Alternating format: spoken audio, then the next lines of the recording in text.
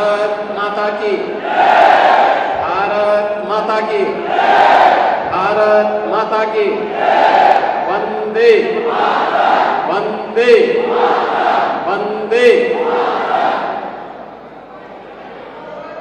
मुजफ्फरनगर में आज के इस प्रबुद्ध सम्मेलन की अध्यक्षता कर रहे हैं हमारे सहयोगी दल राष्ट्रीय लोकदल के जिला के अध्यक्ष श्री संदीप मलिक जी, भारतीय जनता पार्टी के क्षेत्रीय अध्यक्ष श्री सत्येंद्र सिसोदिया जी, जिलाध्यक्ष भारतीय जनता पार्टी श्री सुधीर सेने जी, जिला प्रभारी श्री सूर्य प्रकाश पाल जी, जिलाध्यक्ष मेरठ श्री शिव कुमार राणा जी, केंद्रीय मंत्री और लोकप्रिय सांसद मुजफ्फरनगर डॉक्टर संजीव बालियान जी, उत्तर प्रदेश सरकार में मंत्रिमंडल के मेरे वरिष्ठ सहयोगीगण श्री अनिल कुमार जी, श्री कपिल देव अग्रवाल जी, लोकदल के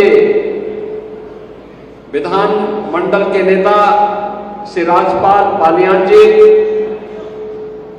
जिला पंचायत अध्यक्ष डॉक्टर वीरपाल निर्वाल जी, भारतीय जनता पार्टी के सभी पदाधिकारीगण, सभी माननीय जनप्रतिनिधिगण, पूर्व जनप्रतिनिधिगण और मुजफ्फरनगर के हमारे सभी प्रबुद्धजन, उपस्थित बहनों और भाइयों, भागवत की इस भूमि को जिसे दुनिया सुख तीर्थ के रूप में जानती है, इस पौराणिक भूमि को कोटि कोटि नमन करते हुए मैं आप सबका हृदय से अभिनंदन करता हूं। बहनों और भाइयों, में मेरा सौभाग्य है कि यहां के माननीय जनप्रतिनिधियों की जो यहां की जनता की दशकों से जो मांग थी कि सुख तीर्थ को उसका पुराना वैभव वापस मिलना चाहिए, और वह आज हमारी सरकार ने जो यहां की जनभावना थी उसके रूप सुख तीर्थ को सुख तीर्थ विकास परिषद गठित करने के साथ आगे बढ़ाने का निर्णय लिया है।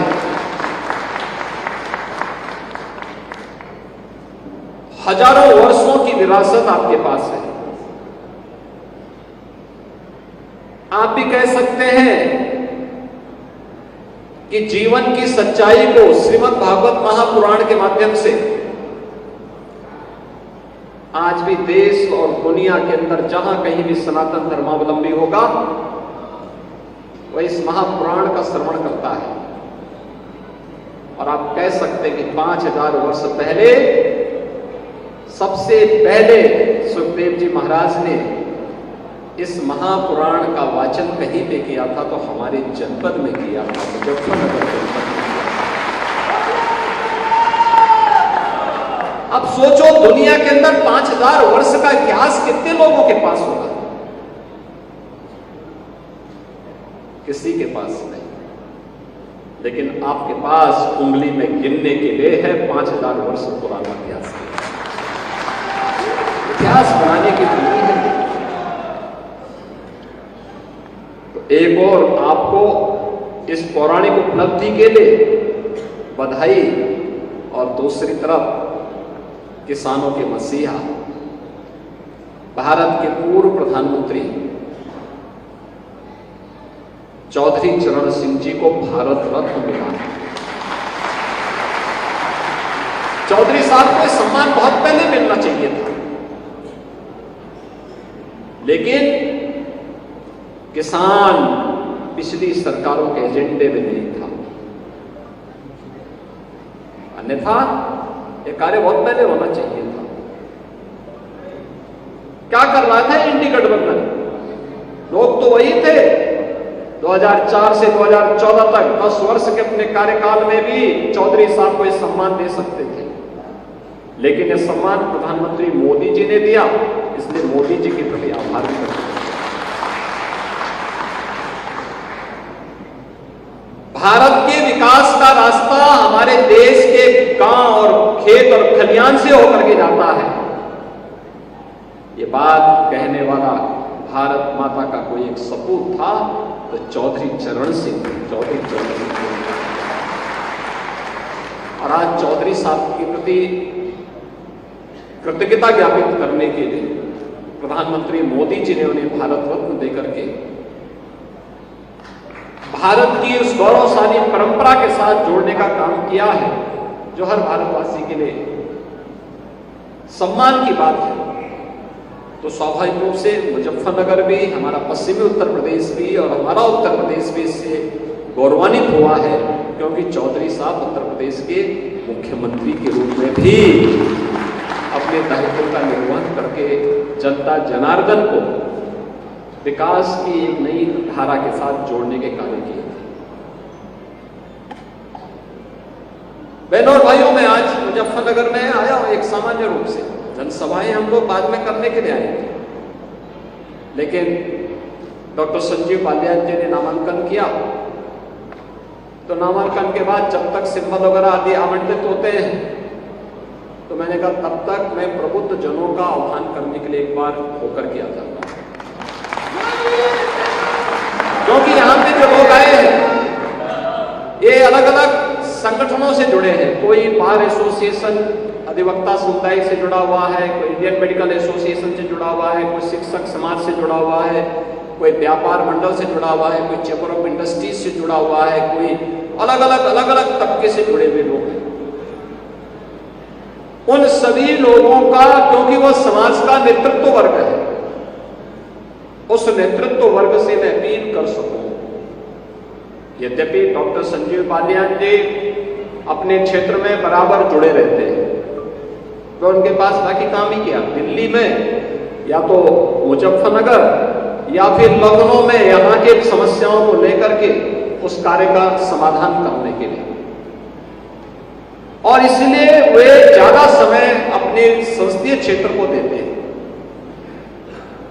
ये जिम्मेदारी देने के लिए ही मैं आपके पास आया हूं कि चुनाव के दौरान प्रत्याशी से अपेक्षा नहीं होनी चाहिए कि हर घर जा पाए, हर विधानसभा में जा पाए या हर गांव में चला जाए। उनके कार्यक्रम सीमित होंगे, जो कि केंद्रीय मंत्री हैं तो अन्य क्षेत्रों में भी उनको प्रचार के लिए जाना पड़ सकता है। इसलिए हर प्रबुद्ध जन को, हर पदाधिकारी को, हर जनप्रतिनिधि को, हर कार्यकर्ता को स्वयं संजीव बालियान बनना पड़ेगा, तब मोदी जी के संकल्प की पूर्ति में हम सब सहायक हो पाएंगे। आप देखिए ना, एक वोट की कीमत आपकी कितनी होती है? एक वोट वह देश की तकदीर को भी और देश की तस्वीर को भी बदल सकती है। आपका एक वोट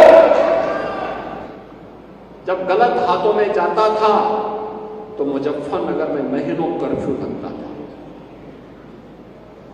आपका एक वोट सही हाथों में गया तो मुजफ्फरनगर अब कर्फ्यू नहीं, कांवड़ यात्रा के लिए जाना चाहता है।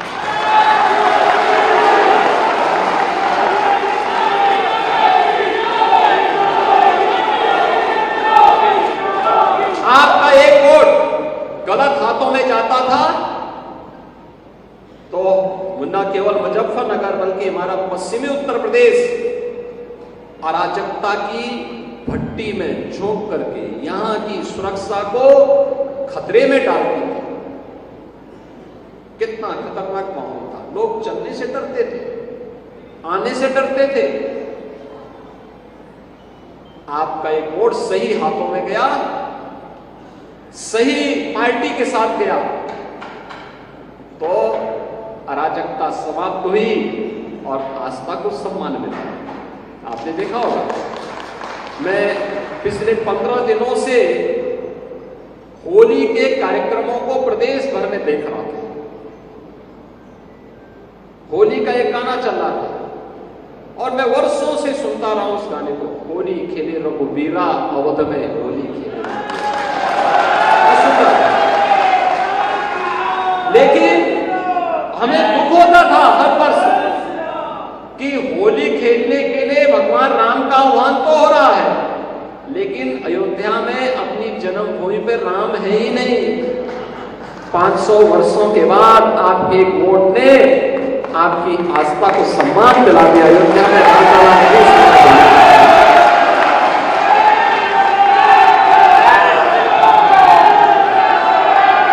आपका वोट गलत हाथों में जब जाता था तो वह गलत हाथ रंगदारी वसूली करता था, लेकिन एक वोट सही हाथों में गया, सही पार्टी के साथ गया, तो परिणाम क्या है? अब रंगदारी नहीं, अब पीएम स्वनिधि योजना के माध्यम से स्ट्रीट वेंडर और व्यापारियों के लिए भी लोन के रास्ते खुले हुए हैं। एक बार नहीं, 2 बार नहीं, 3 बार नहीं, यूपी के अंदर अब तक 18 लाख स्ट्रीट वेंडर को पीएम स्वनिधि योजना में ऋण की सुविधा उपलब्ध हुई है। 18 लाख लोगों को। बहनों और भाइयों, एक वोट की कीमत आपको समाज को बताना है, इसलिए बताना है।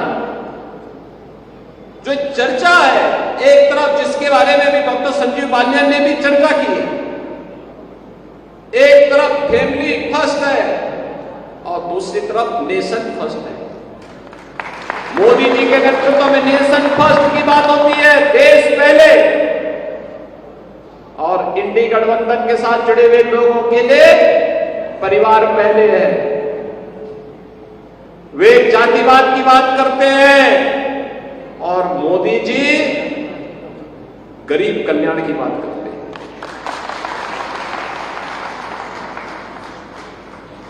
वे तुष्टीकरण की बात करते हैं, मोदी जी कहते नहीं, हमें संतुष्टि पे ध्यान देना होगा, सबका साथ सबका विकास।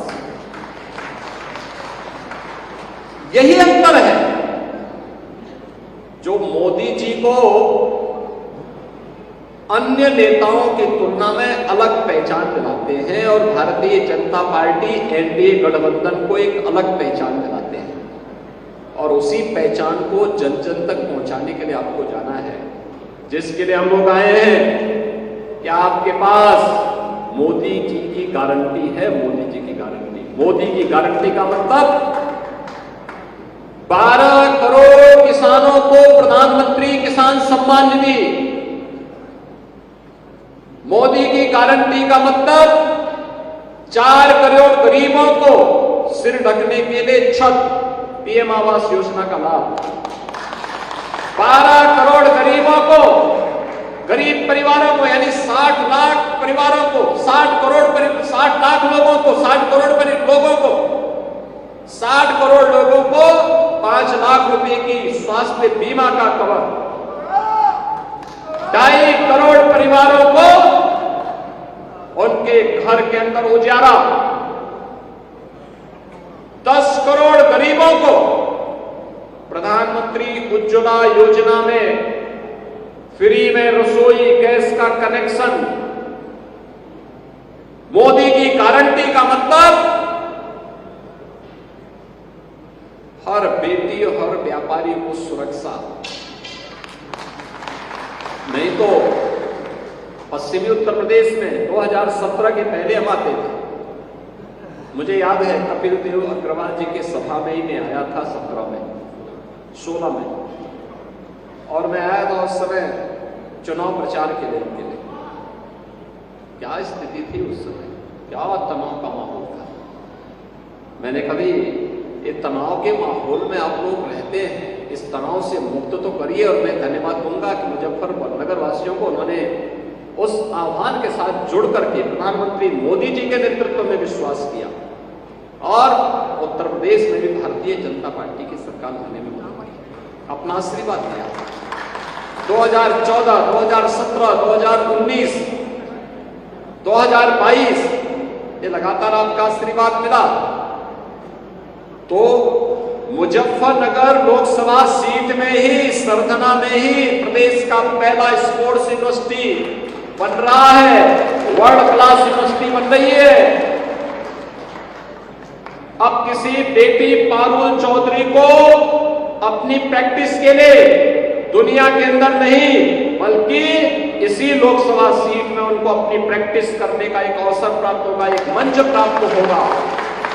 और फिर मुजफ्फरनगर की बेटी भी अब जब किसी इंटरनेशनल प्रतिस्पर्धा में, किसी एशियाड में, किसी कॉमनवेल्थ गेम्स में, किसी ओलंपिक में गोल्ड मेडल जीतेगी तो डायरेक्ट तस्तरी में परोस करके डिप्टी एसपी का पद उनके सामने होगा। दिया ना, डिप्टी एसपी की सीधी नौकरी हमने दी ना। उस बेटी ने घोषणा कहां की थी? चीन में। उसे पूछा गया कि चीन का खिलाड़ी तो तुमसे आगे चल रहा था, तुम कैसे? उसने कहा जैसे वो आगे चल रही थी तो मैंने कहा डिप्टी एसपी का पद छूट जाएगा, तो मैंने उसके मारी अपनी पूरी ताकत और उसको पछाड़ करके भारत के लिए गोल्ड मेडल जीता।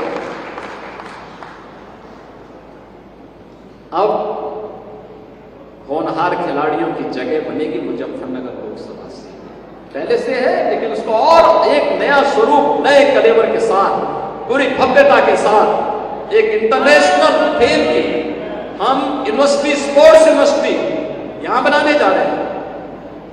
आज आपने देखा होगा डेवलपमेंट के कितने कार्य हुए और डेवलपमेंट तब सार्थक है जब सुरक्षा हो।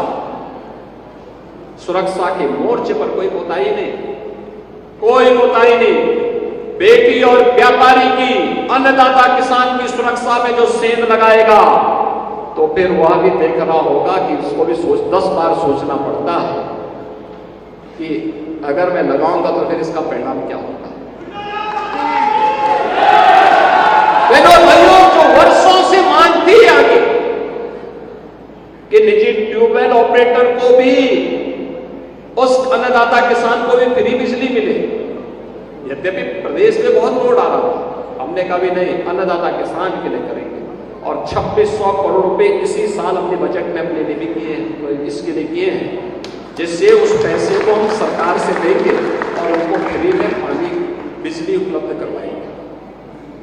सोलर पैनल भी उपलब्ध करवाए जा रहे हैं, बेहतर कनेक्टिविटी की जा रही है, सभी प्रकार की सुविधाओं से युक्त किया जा रहा है। और इसीलिए मोदी जी के आने के बाद पूरे देश के अंदर हम एक नए भारत का दर्शन कर रहे हैं। एक नया भारत, इस नए भारत के बारे में दुनिया के मन में सम्मान का भाव जगा है। आज भारत के पासपोर्ट की कीमत दुनिया के अंदर बढ़ी है, भारत की सीमाएं सुरक्षित हुई हैं, देश के अंदर नए नए संस्थान स्थापित हो रहे हैं। भारत एक सही दिशा में आगे बढ़ चुका है। एक नया भारत जिसमें सुरक्षा भी है तो समृद्धि भी है, जिस नए भारत में आजीविका भी है तो आस्था भी है। आप सोचो, क्या अयोध्या में राम मंदिर का निर्माण ये सपा बसपा और कांग्रेस के लोग करा पाते क्या? आप में से कितने लोग अयोध्या गए दर्शन करने के लिए? पूरा मुजफ्फरनगर ही जा चुका है। आप मुझे बताइए, अब तो नई अयोध्या के दर्शन हो रहे हैं ना, अब तो अयोध्या अच्छी लग रही है ना। आप सोचो, पिछले 2 महीने के अंदर अयोध्या में 1.5 करोड़ से ज्यादा श्रद्धालुओं ने दर्शन किया है और देश के अंदर से अलग अलग क्षेत्रों से, यानी इतनी बड़े पैमाने पे लोग आ रहे हैं और सुगमता से दर्शन हो रहे हैं। सड़कें वहां चौड़ी हो गई, भव्य राम मंदिर का निर्माण हो गया, रामलला विराजमान हो गए। नहीं तो सब सपना था। आपके पूर्वजों ने इस धरोहर को बचाए रखने के लिए अपने संबोधन के साथ ही राम राम जोड़ दिया था। यहां मैं देखता हूं पश्चिम में कोई किसान मिलता है, कोई परिवार आपस में मिलते हैं, संबोधन में क्या बोलते हैं? राम राम बोलते हैं, जिससे हम अपनी इस लड़ाई को अनंत काल तक आगे बढ़ा सकें। और आज रामलला स्वयं अयोध्या में विराजमान हो चुके हैं। क्या ये संभव था? क्या ये पिछली सरकारें कर पाती? क्या उन्होंने कर्फ्यू दिया, उन्होंने अराजकता दी, उन्होंने आस्था के साथ खिलवाड़ किया, उन्होंने बेटी और व्यापारी की सुरक्षा में सेंध लगवाई। लेकिन आज एक नए माहौल में हम आगे बढ़ रहे हैं। हमें मोदी जी को तीसरा कार्यकाल देना है, क्योंकि मोदी जी भारत को दुनिया की तीसरी बड़ी अर्थव्यवस्था के रूप में काम कर रहे हैं। अगले 3 वर्ष के अंदर भारत को दुनिया की तीसरी बड़ी अर्थव्यवस्था बनाना है, तो मोदी जी को तीसरा कार्यकाल देना होगा। और मोदी जी को तीसरा कार्यकाल देना है तो हमारे प्रबुद्ध जनों को, जो नेतृत्व वर्ग है अपने अपने तबके का, उन्हें अपनी जिम्मेदारी का निर्वहन करना होगा। जिम्मेदारी का निर्वहन इस रूप में कि नहीं, मेरी भी जिम्मेदारी है। पहले वोट पोल करने के लिए जाना है। आपका तो पहले चरण में चुनाव है, तो आप लोग तो 19 अप्रैल को चुनाव में आपको भाग लेना है। गर्मी हो या बरसात, आंधी हो या तूफान, हमें इसकी परवाह नहीं करना है। अपने लोकतांत्रिक अधिकार का प्रयोग करना है और मोदी जी को फिर से तीसरी बार कार्यकाल देने के लिए, भारत को दुनिया की महाशक्ति बनाने के लिए, भारत को ग्लोबल लीडर के रूप में स्थापित करने के लिए हम भी अपने राष्ट्रीय दायित्वों का निर्वहन करेंगे। और इसके लिए मोदी जी को तीसरा कार्यकाल, और मोदी जी को तीसरा कार्यकाल तब मिलेगा जब डॉक्टर संजीव बालियान जी यहां से भारी मतों से चुनाव नहीं बना करके जाओगे। और आप चिंता मत करिए, मोदी जी का संकल्प है, मोदी जी का संकल्प है विकसित भारत। विकसित भारत के लिए उत्तर प्रदेश विकसित होगा, और उत्तर प्रदेश को अगर विकसित करना है तो मुजफ्फरनगर तो विकसित होगा ही होगा। उसकी चिंता नहीं करनी है। विकास और सुरक्षा ये सब हमारी जिम्मेदारी है। आपके जनप्रतिनिधिगण, दो तो मंत्री आपके जिले से हैं वर्तमान में, तो ये मंत्री हैं, हमारे विधायकगण हैं, हमारे अन्य पदाधिकारी हैं, सांसद हैं, अन्य महत्वपूर्ण पदों पर बैठे हुए लोग हैं। सभी लोग मिलकर के विकास की प्रक्रिया को आगे जोड़ेंगे। मैं आप सबसे यही आह्वान करने के लिए आज आपके बीच में आया हूं कि फिर से जो देश के अंदर आवाज आ रही है कि फिर एक बार मुजफ्फरनगर की आवाज में बोले थोड़ा, फिर एक बार अब की बार